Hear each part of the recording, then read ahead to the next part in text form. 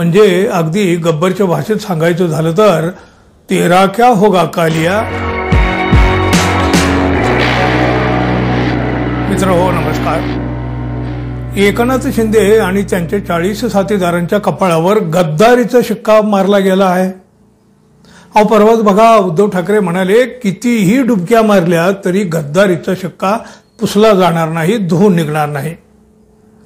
आता बघा, उद्धव ठाकरे किंवा त्यांच्या पक्षाचा कुणी नेता जरी एकनाथ शिंदे यांच्याबद्दल किंवा त्यांच्या गटाबद्दल जर काही बोलला विरोधामध्ये तर आपण समजू शकतो, कारण राजकीय विरोधक आहेत। पण अनेकदा उद्धव ठाकरे यांच्या विरोधात बोलणारे MIMचे प्रदेशाध्यक्ष इम्तियाज जलील यांनी शिवसेना फुटल्याचा, शिवसेना फोडले गेल्याचं दुःख व्यक्त केलेलं आहे। एकनाथ शिंदे यांना खडे बोल सुनावत आरसा देखील दाखवला आहे।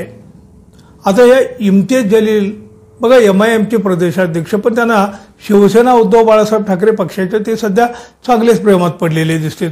कधी ते चंद्रकांत खैरे यांच्या प्रामाणिकता निष्ठेचा सलाम करतात, तर कधी उद्धव ठाकरे यांच्यावर खालच्या स्तरावर जाऊन टीका करणाऱ्या एकनाथ शिंदे गटाच्या नेत्यांना सुनावतात। बघा, शिवसेना प्रमुख बाळासाहेब ठाकरे यांची शिवसेना जेव्हा एकनाथ शिंदे यांनी स्वार्थासाठी फोडली तेव्हा महाराष्ट्र हळहळला, शिवसेनेची मतं मान्य नसलेलाही हळहळला आणि सामान्य माणूसही दुखावला। तसं पाहिलं तर बघा, इम्तियाज जलील हे वेगळ्या पक्षाचे, मुस्लिम समाज शिवसेनेला तर कधी आपलं मानत नव्हता। शिवसेना ही मराठी माणसाची अस्मिता आणि हिंदुत्ववादी पक्ष, आणि त्याच्या बरोबर विरोधी टोका आहे MIM हा पक्ष। पण त्या पक्षाच्या प्रदेशाध्यक्षांनी उद्धव ठाकरे यांची बाजू घेतली। रिक्षावाला, भाजी विकणारा, रस्त्यावरच्या माणसाला बाळासाहेब ठाकरे यांनी मोठं केलं। उद्धव ठाकरेंनी प्रतिष्ठा, मान, सत्ता, पैसा मिळवून दिला, पण आज त्यांच्यावरच टीका होत आहे, वाईट भाषेत बोललं जात आहे। याचं दुःख जलील यांनी व्यक्त केलं। ते काय म्हणाले आणखी पुढं, तुम्हाला पक्ष सोडून जायचं असेल तर तुम्ही जा, पण किमान ज्यांच्यामुळं तुम्ही आज धनदांडगे झालेला आहात त्यांच्याबद्दल वाईट भाषा तरी वापरू नका। छान आरसा दाखवला ना हो जलील यांनी शिंदे गटाला, सल्ला देखील दिला। आता खरं तर बघा, सल्ला कसला हो, त्यांची योग्यताच दाखवून दिली आहे। आपण लायकी हा शब्द वापरायला नको, पण योग्यता म्हणायला हरकत नाही।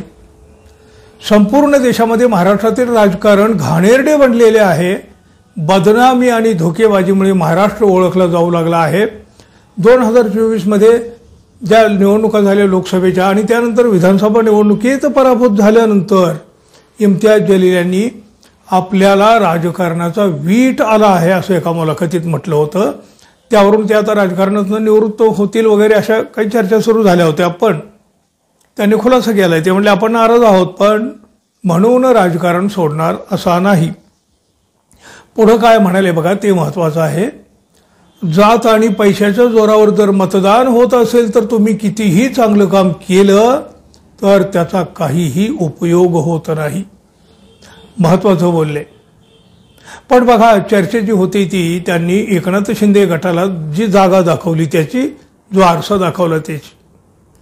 आज देशामध्ये मोदी, राज्यात देवेंद्र फडणवीस सत्तेवर आहेत, उद्या ते खाली येतील, एकनाथ शिंदेही पायउतार होतील आणि दुसरा कोणी सत्तेवर येईल। पण तेव्हा तुमचं काय होईल, म्हणजे अगदी गब्बरच्या भाषेत सांगायचं झालं तर तेरा क्या होगा कालिया, याचाही विचार आज या टीका करणाऱ्यांनी केला पाहिजे। शिवसेना पक्षात फूट पडल्यानंतर बाळासाहेब ठाकरेंच्या मुलाबद्दल म्हणजे उद्धव ठाकरे यांच्यावर ज्या खालच्या स्तरावर त्यांच्या पक्षातून बाहेर पडलेले नेते टीका करतात ते पाहून वाईट वाटते। रस्त्यावरच्या साध्या माणसाला बाळासाहेब ठाकरे यांनी मोठं केलं असं देखील इम्तियाज जलील यांनी दाखवलं। खरं आहे हो, बाळासाहेबांनी सामान्य माणसाला मंत्रालय दाखवलं आणि त्यांनी मात्र बाळासाहेबांच्या स्वप्नाला धुळीत मिसळवलं।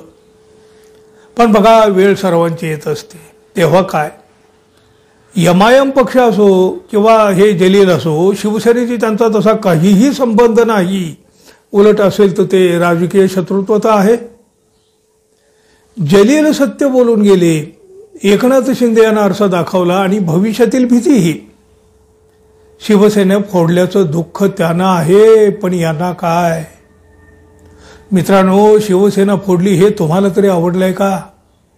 कमेंट करून जरूर सांगा. आणि आपण अजून आपल्या चॅनलला सबस्क्राईब केलं नसेल तर कृपया सबस्क्राईब करा. धन्यवाद. पुन्हा भेटू. तोपर्यंत नमस्कार.